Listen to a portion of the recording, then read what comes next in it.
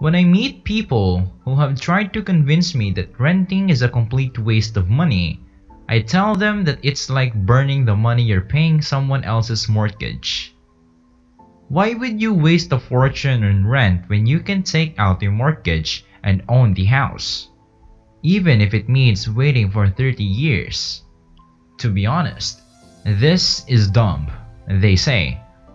Even if we assume that buying a house is more cost effective in the long run, when you rent, you are not wasting money because you are receiving something in return. When you get an Uber, you are not receiving the car, the driver, or the company. You are simply receiving a service.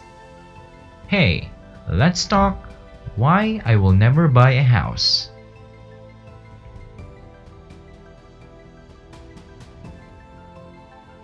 Just as an Uber is designed to transport you from point A to point B, so is a rental house. To be clear, we're not talking about purchasing a home with the intention of reselling it later on. That's a very other matter.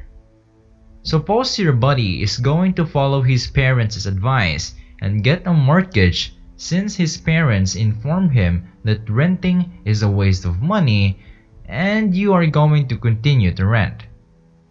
Let's see what your net worth looks like in 30 years from now, assuming that everything else remains the same. Renting a $300,000 house can be had for around $1,800. But if you look into a 30-year mortgage even at a pre-pandemic rates, your total monthly payment would be $1,216, which would be the sum of principal and interest.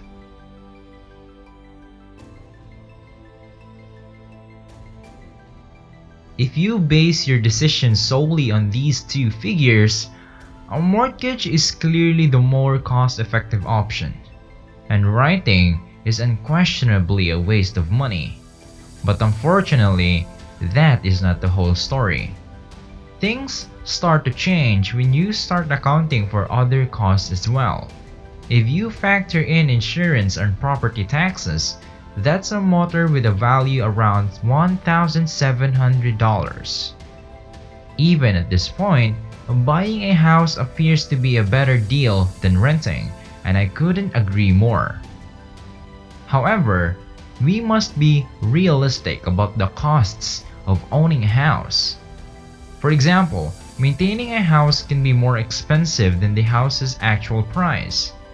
If we're talking about 30 years, the land under your feet will appreciate while everything else begins to depreciate. Every piece of furniture has an expiry date, whether it's every 10 to 15 years or every 20 years. The kitchen is no exception. If you've ever owned a home, you know that keeping a home is not inexpensive. But when you rent, you don't have to worry about any of these costs. Typically, the cost of keeping a property ranges between 1 and 5% of the purchase price of the house every year.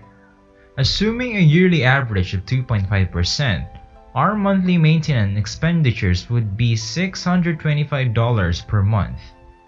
This is not a realistic number, but it is realistic over the course of 30 years, and in some cases, it could be even higher. So, your total cost of ownership is $2,332 a month, which is higher than the rental rate of $1,800. But even if you compare these numbers, buying still seems to be a better deal. Yes, you will be slightly overpaying, but 30 years down the road, you'll have a property that would be worth hundreds of thousands of dollars.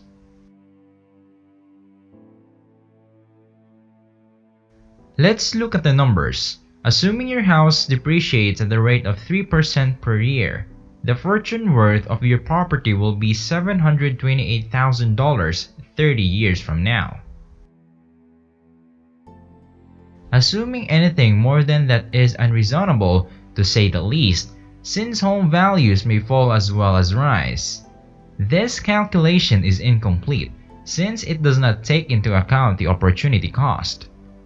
When taking out a mortgage, you were required to make a 20% down payment, which amounted to $60,000. You could have used that money to start a business, open a corner shop, or do anything else that would generate income. But in this hypothetical example, let's assume you've invested in the stock market. Given that we are talking about a period of 30 years, it is reasonable to expect at least an 8% rate of return. Given that the average rate of return for the S&P, your monthly mortgage payments are $2,332 per month. But the average price of a comparable dwelling is $1,800. Therefore, there is an opportunity cost of $532 per month, assuming you would invest the money you save each month. With the power of compounding, $60,000 with a monthly contribution of $532 at an annual rate of 8% over 30 years will equal $1.3 million. Your friend who has been renting all this time and investing the difference will end up with $1.3 million, while you will end up with a house worth $728,000. Which do you think is better, your friend or your house? When you look at it with this viewpoint, 1.3 is liquid assets is equivalent to a property of $728,000. When you look at it from this perspective, things start looking radically different. In addition to the fact that we did not account for at least a 2% rate increase annually, the cost of your maintenance would rise in tandem with inflation. However, you could be frugal with your house and spend only 1% of the total value on maintenance, which would be a significant savings. Buying a house isn't always the best investment, and renting isn't always the waste of money because it gives you an opportunity to invest elsewhere, which is especially important when you're planning to leave the country. We also took into consideration the interest deductions available when purchasing a house. For example, you might need to renovate the house but lack the financial means to do so. So, you'll end up paying with a credit card, for example, and paying an astronomical interest on top of it. The answer to the big question will remain the same even if you obtain a mortgage. Now, while interest rates are so low because if your mortgage is adjustable, your mortgage rate will increase in a year or two once life returns to normal. If your mortgage is fixed, the market is slightly overvalued as we discussed in a previous video, which means there could be a correction in the next few years and your final net worth will be less than $728,000. If interest rates drops even further in the future, your final net worth will drop. 30 years is a significant amount of time. I've often wondered what my life would be like in 30 years, and the pandemic is real-time evidence of that. Those who were renting and were able to work from home all of this time had the opportunity to move to a more affordable city and save thousands of rent. Those who purchased the house had no choice but to state that the world is changing at such a rapid pace that locking yourself in a single neighborhood isn't always the best option, especially when we have the opportunity to work from home. That is not to say that you should not purchase a home. In your situation, purchasing a home may be a better alternative since it is more in line with your objectives. So, should you purchase or not? That is entirely up to you and your circumstances. Thank you for watching, and until next time.